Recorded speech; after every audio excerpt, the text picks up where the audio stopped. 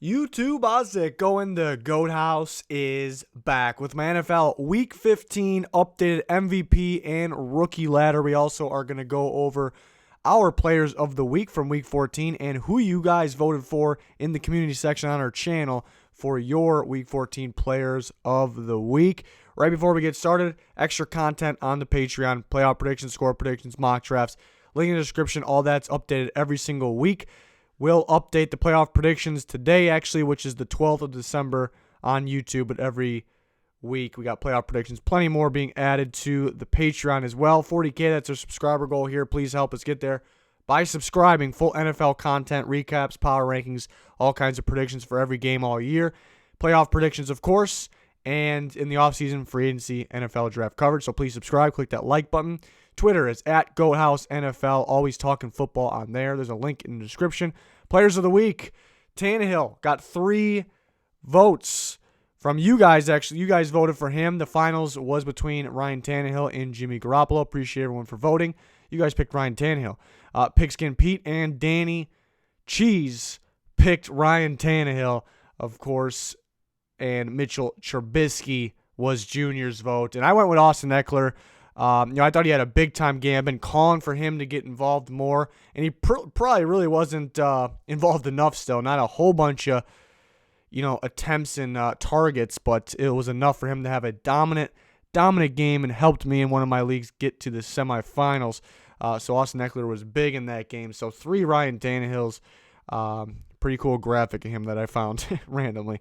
But on to the MVP ladders. Offense MVP, Michael Thomas soaring up the list. He is my number 2 now. Lamar Jackson's pretty comfy up there at 1. Russell Wilson's been 1 or 2 most of the year. Michael Thomas hopped him, not a whole bunch from Russell Wilson lately. Still, obviously, an elite player and can definitely win the MVP still. Michael Thomas, just consistency, domination week after week, win or lose. Obviously, mostly winning for the Saints. And just the idea of Michael Thomas, just the total package receiver. Not too many like him anymore that are succeeding. Really, when I think of Michael Thomas, I think too big, too fast, too strong. The old Derrick Rose saying. But that's literally what I think of when I think of Michael Thomas. Dominant player, very consistent. Derrick Henry, number 4, he's making his way up the list. And McCaffrey's, in the Panthers got a little quiet, but he's still in the running. But Derrick Henry is the top running back now. Seeing it was McCaffrey and Cook kind of back and forth the whole way. Henry is taking the league, and the Titans offense is on fire. Big reason Derrick Henry and Ryan Tannehill, who could be sneaking in here, just I guess not. I wish he had more games under him, but he can get there. He can get there. He definitely can get there if they continue to keep rolling the way they are. Defense, Shaq Barrett remains on top. He was on top for most year. Then a couple other guys were the featured defense MVP for me, and now he's back for 2 weeks in a row. TJ Watt moves up to number 2, the highest ranking he's had. Just continues to make plays, whether it's constant pressure, sacks. We've seen him get an interception last week. He's got 2 on the year. Zadarius Smith has been my number 1 for a lot of this year. He's definitely still in the running. The amount of pressures and productivity he gets, too, from the outside, but the inside as well. Key piece of that Packers defense and why they're much improved. Cameron Jordan's an obvious one. He's going to have to, he's already playing at elite level. He's going to have to even go take another step maybe because it's going to be a little tougher without Marcus Davenport, Sheldon Rankins. It gets harder on guys when they're missing key pieces because the focus is all on him. So tougher task for Cameron Jordan. Let's see if he can do it. Definitely can win it. And Danielle Hunter back into the rankings. 3 sacks last week kind of helps him in leading the NFL in quarterback pressures, which is super impressive. Let's see if he can continue. It's always like he turns it on even higher at the end of the year. So 5 pass rushers.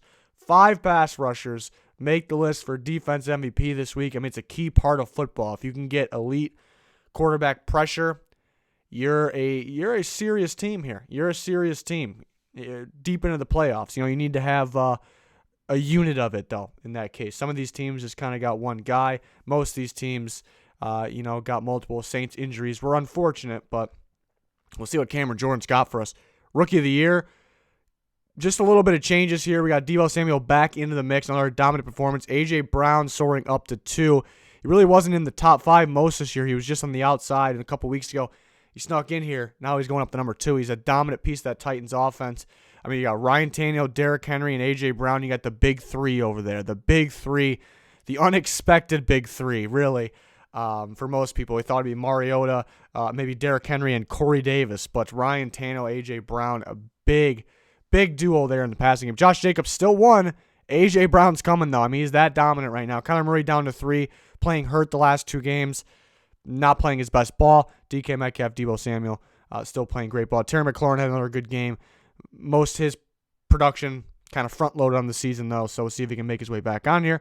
Defense, same 5, just swap Devin White with Max Crosby. Devin White is climbing. He's playing at a very high level, helping the Bucs defense a lot, making improvements. We've seen him get hurt earlier in the year, too, and we see the improvement since he's been back. Ridiculous. The guy that I actually picked, Devin White, was kind of my wild card pick, but was my pick to win Defensive Rookie of the Year. He's kind of climbing that. I don't think he wins it, though. At the end of the season, we'll do all my award picks, all the GOAT houses, the other guys, their award picks, and you guys will vote for everything, too, so that should be a lot of fun. But Nick Bosa still on top. Pretty tight between him and Josh Allen. It's going to be tough for Devin White, Max Crosby, Devin Bush to catch those guys. I like Taylor Rapp, the way he's playing. Juan Thornhill, too. My 2 top safeties pre-draft, I think, have been the top safeties so far, and they're playing really, like, Taylor Rapp is getting more and more involved in that Rams defense. I love it.